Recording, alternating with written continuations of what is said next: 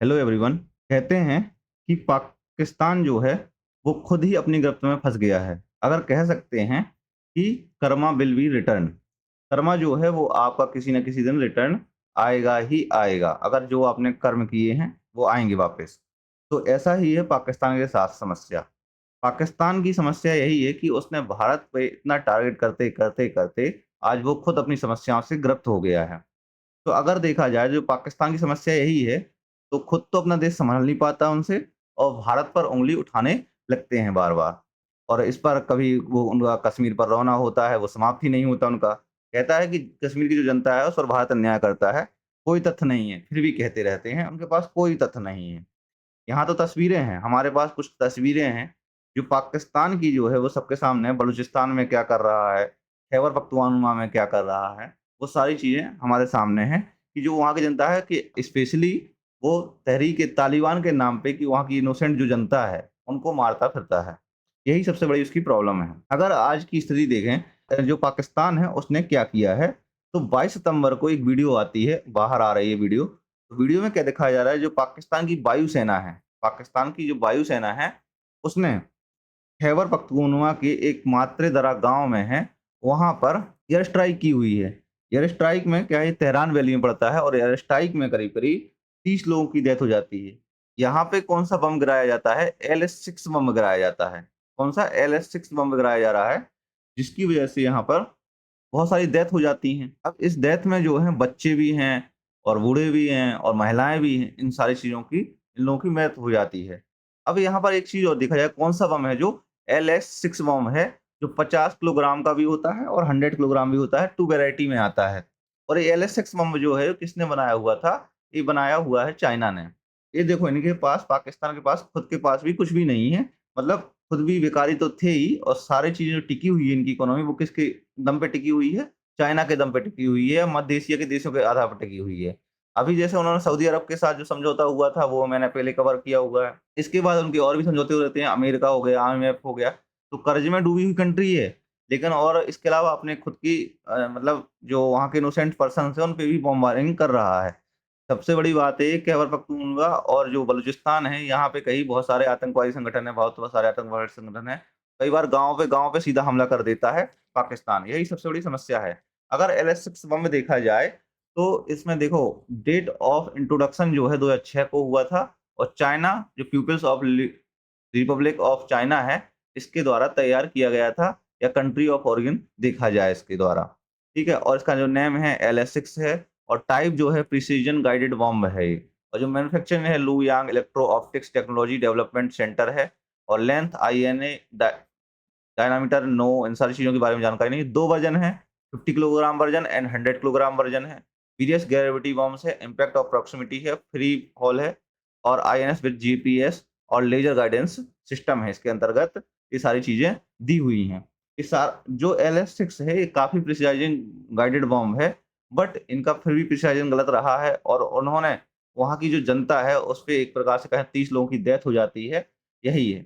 यहाँ पर देखो जो पाकिस्तान की मीडिया है, वो कोशिश कर रही है वहाँ पे लोगों को बता रही थी कि तहरीक-ए-तालिबान के लोग थे, पाकिस्तान के ठिकाने थे, जो वहाँ पे हमला किया गया था यानी कि टीटीपी के ठिकाने थे। लेकिन इनके पास कोई भी ठीक तरीके से सबूत नहीं थे और उन्होंने क्या किया है कि जो वहाँ की कुछ वीडियोज़ वायरल होती हैं, ये वीडियोज़ आती हैं जो वहाँ के बताते हैं कि हमारे ऊपर हमला किया हुआ है।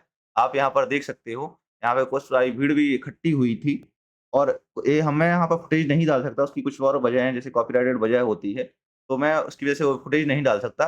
बट यहाँ पे ये तस्वीरें हैं, आप साफ-साफ देख सकते हो कि यहाँ पर क्या तबाही हुई थी, ये देख सकते हो तस्वीरों को और पाकिस्तान ने किस तरीके से हमला यहाँ पर किया हुआ था। अब मान लो यहाँ पर कुछ चीज़ें हैं कि जैसे पाकिस्तान ने जो हमला किया है, वो टीटीपी पर हमला किया हुआ है, उसको टारगेट बनाया हुआ था। भाई चलो सही है, ठीक है, तुमने नागरिकों को मारा, ठीक है, कोई बात ही नहीं है। उसमें हमारी अच्छी है, भारत को तो फ़ायदा ही हुआ है कि जो पाकिस्तान की जो इमेज है वो सबके सामने आ जाए किसी भी हाल पे और सबसे बड़ी बात यही है कि पाकिस्तान की जो सरकार है उसने अभी तक प्रेज़ेंट में कोई स्पष्ट बयान नहीं दिया है और यही उसकी सबसे बड़ी प्रॉब्लम है। पाकिस्तान की सरकार जो है वो जहाँ पाकिस्तान की बात आती है वहाँ पर चुप हो जाती है और जहाँ इंडिया की बात आती है वहाँ पर वो बहुत तेज़-तेज़ चिल्लाने लगते हैं और बोलने लगते हैं उस चीज़ को और यही मतलब हाँ, हमारे इंडिया के लिए वो बार-बार बोलते हैं कि भारत जो है वहाँ पर पाकिस्तान ही आतंकवादियों को शरण देता है ऐसा-वैसा, बल्कि ऐसा है नहीं है, कहीं से भी नहीं है। बल्कि हम क्यों मान लें और ये चीज़? तुम्हारे पास तो कोई तथ्य नहीं है। तुम्हारे यहाँ से जो कसाब आता है वो भारत आता है, तुम्हारे यहाँ से जो पहलगाम वाले अटैक है वो पाकिस्तान से आते हैं, कहीं और से तो नहीं आ रहे हैं ना। फिर भी इस चीज़ के पास वो बोलते हैं सबूत लाओ, सबूत लाओ। अरे सबूत क्या लाना? तुम्हारे खुद के जो आतंकवादी मारे जाते हैं वो हमको पता चल जाता है कि ये लोग हैं कौन।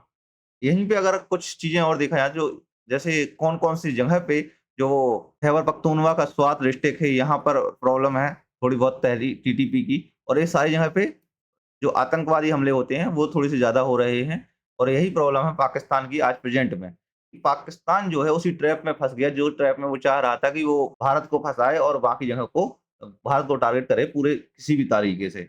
अब वहीं पे देखा जाए तो यूएनएचआरसी में भारत ने पाकिस्तान पे डायरेक्टली हमला किया हुआ था। यूएनएचआरसी में क्षितिज त्यागी जो राजनैतिक क्षितिज त्यागी हैं, वो हैं। इन्होंने जिनेवा में चल रहे जो है यूएन ह्यूमन राइट काउंसिल के जो सत्र में पाकिस्तान को बहुत कठोर शब्दों में बहुत बढ़िया तरीके से घेरा हुआ था। उन्होंने कहा एक ऐसा देश जो अपने ही नागरिकों पर बमबारी करता हो, उसे दूसरों को मानवाधिकार का पाठ पढ़ाने का कोई अधिकार नहीं है। और यहाँ पर एक और चीज़ है जो पाकिस्तान की नीति है, वो है आतंकवाद को पालना और उसको पनाह देना। और जो क्षितिज त्यागी हैं, इन्होंने लश्कर-ए-तैयबा और लश्कर-ए-जैश-मोहम्मद इन सारे लोगों के नाम लिए और बताया कि इनके नेता जो हैं आज वो खुलेआम पाकिस्तान में घूम रहे हैं। अगर अब भारत के क्षेत्र में देखा जाए तो भारत में देखो यहाँ पे भी बहुत पाकिस्तानी हमले हुए हैं, यहाँ पर हुए हैं, और यहाँ पे कितना सारा वही वाला क्षेत्र तो पाकिस्तान ने ले रखा है, वही आतंकवादियों के दम पर ही ले रखा हुआ है। और इसको अंतर्राष्ट्रीय स्तर पे कोशिश कर रहा है कि इसको मान्यता प्राप्त हो जाए। अंतर्राष्ट्रीय जबकि स्तर पे तो पहले ही से हमारे भारत के खिलाफ रहे हैं। अंतर्राष्ट्रीय स्तर पे आता कौन है? अमेरिका और इसके अलावा ब्रिटेन, यूरोपियन कंट्रीज़ हैं। तो इसलिए वजह से भारत को एक रिकॉग्नाइजेशन नहीं मिल पाता प्रॉपर वे में, और वो ह्यूमन राइट्स का कितना भी दावेदार करते रहें, जब बात आती है खुद की, तो कभी यूनिवर्सिटी में हमला करवा देते हैं, यूनिवर्सिटी से उठा के ले जाते हैं, जैसे यूएसए में हुआ था, यूनिवर्सिटी में पुलिस घुस गई थी, और भी बहुत सारे जगह होते हैं, उन पे दबाव बनाते हैं अलग-अलग तरीके। वो ह्यूमन राइट्स की बात नहीं आती है, लेकिन जैसे ही भारत की बात आती है, तो यहाँ पे छोटे-छोटे मुद्दे भी ह्यूमन राइट्स की बात आ जाती है। वहीं पे अगर आप थोड़ी-सी और चीज़ देखो तो United nation human rights council है, जो यूएनएचआरसी है, वो यूनाइटेड नेशन की ही एक बॉडी है, जो उसका मिशन है प्रमोटेट करना, प्रोटेक्ट टू ह्यूमन राइट्स को प्रोटेक्ट करना है वर्ल्ड में पूरा, और जिसमें 47 मेंबर सेलेक्टेड और स्टैगर्ड 3 इयर्स टर्म्स पे होते हैं, रीजनल ग्लोबल बेसिस पे होते हैं, और जो headquarters of council of United nation Geneva में, स्विट्जरलैंड में है यहाँ पर।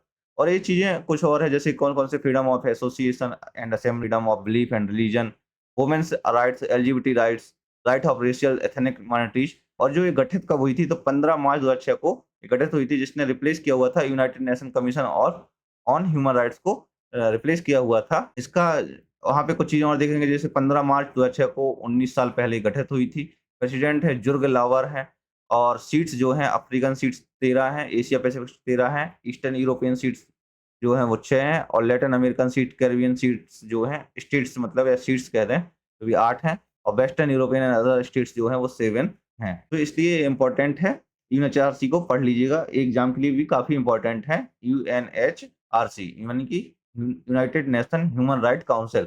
अब देखो एक चीज़ मैं यहाँ पर लास्ट में आपको कर दें कि जो भारत का पक्ष है, वो सिंपल सा है कि जहाँ भी जिस मुद्दे पे मिला जाए, पाकिस्तान को वहाँ पर अंतर्राष्ट्रीय दबाव डालना है।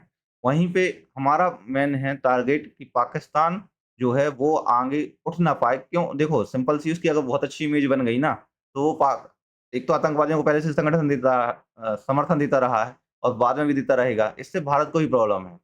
लेकिन वो तो जाना सबको जानता है, कि सबको ही जान रहा है कि पाकिस्तान जो है वो आतंकवादियों का वहाँ पे पालन करता है, उनको शरण देता है और उनको भारत के लिए पहुँचाता है। सिंपल सी बात है, यही दिमाग में बिठा लीजिए, और यही अंततः सत्य है, यही अटल सत्य है। तो अभी आपने हमारे प्राइम अफेयर्स चैनल को सब्सक्राइब नहीं किया है, तो उसको सब्सक्राइब कर लीजिए, और हमारी जो पिछली वीडियोज़ को देखते रहिए। धन्यवाद।